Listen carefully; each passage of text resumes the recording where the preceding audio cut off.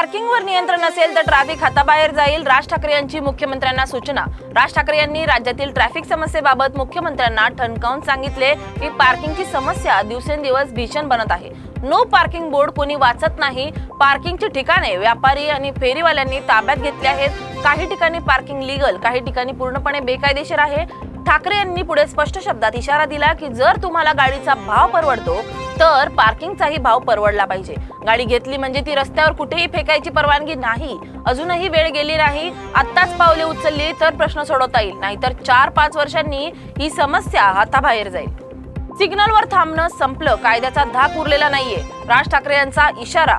राज ठाकरे यांनी वाहतुकीतील वाढत्या बेशिस्तीवर तीव्र नाराजी व्यक्त केली। ठाकरे म्हणाले, पूर्व मुंबईत रात्री 12 वाजता सुद्धा दुचाकी चालक सिग्नलवर थांबायचे, पण आता दुपारी 12 वाजता सुद्धा कोणी थांबत नाही।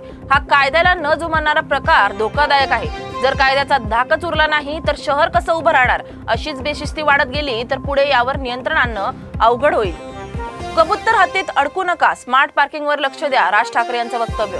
राज ठाकरे यांनी स्पष्ट केलं की कबूतर हत्ती अशा विषयात अडकून मूळ समस्यांकडे दुर्लक्ष होत आहे। शहरांमध्ये डबल पार्किंग व नो पार्किंगची समस्या गंभीर बनली असून त्यावर तोडगा म्हणून स्मार्ट पार्किंगची व्यवस्था करण्याची गरज आहे। लहान मैदाने पार्किंगसाठी वापरता येतील, मात्र मुलांची खेळाची मैदाने सुरक्षित ठेवली पाहिजेत असंही त्यांनी सुचवलंय। धनदांडगे येतात आणि आमच्या समोर पार्किंग नको म्हणतात, राज ठाकरे यांचं वक्तव्य। मुंबईच्या लोकलमधील गजबज, वाढती लोकसंख्या आणि अनियंत्रित स्थलांतर हे शहरावरचं मोठं ओझं असल्याचं राज ठाकरे यांनी स्पष्ट केलं। त्यांनी सरकारच्या दुर्लक्षावर टीका करताना म्हटलं, सरकारी जमिनींवर झोपडपट्टी उभी राहते, मात्र मोठ्या उद्योगपतींच्या जमिनी मात्र तशाच राहतात। धनदांडगे येतात आणि आमच्या समोर पार्किंग नको म्हणतात, हा मुद्दा त्यांनी थेट मुख्यमंत्र्यांच्या कानावर टाकल्याचंही ठाकरे यांनी सांगितलं। कबुतरं महत्वाची की माणसाचा जीव? जैन समाजावर राज ठाकरे यांची टीका। महाराष्ट्र नवनिर्माण सेनेचे अध्यक्ष राज ठाकरे यांनी रस्त्यांवर कबुतरांना खाणे घालण्याच्या जैन समाजाच्या आग्रहावर जोरदार टीका केली।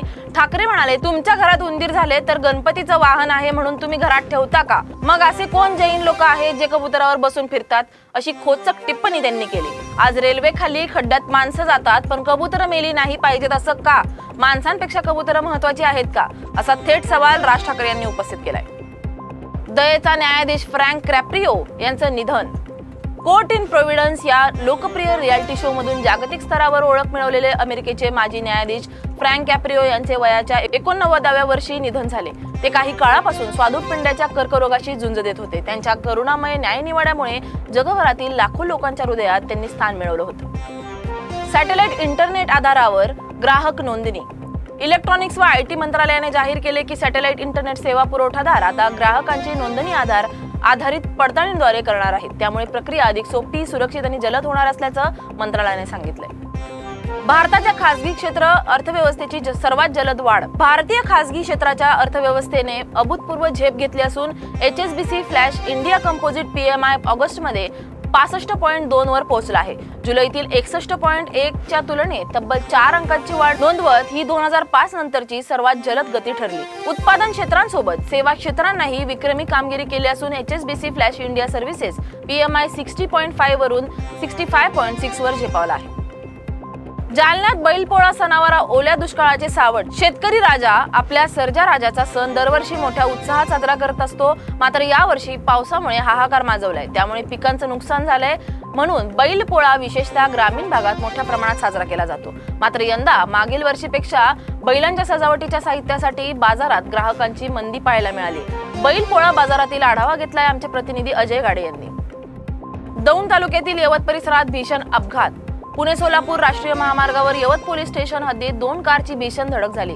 या भीषण अपघातात 2 तरुणांचा मृत्यू झालाय तर 5 जण जखमी झाले। त्यांच्यावर खासगी रुग्णालयांमध्ये उपचार सुरू आहे। या घटनेची माहिती मिळताच यवत पोलीस तातडीने घटनास्थळी दाखल झाले व जखमींना मदतकार्य सुरू केले। आरोपींवर गुन्हा दाखल करण्यात आलाय।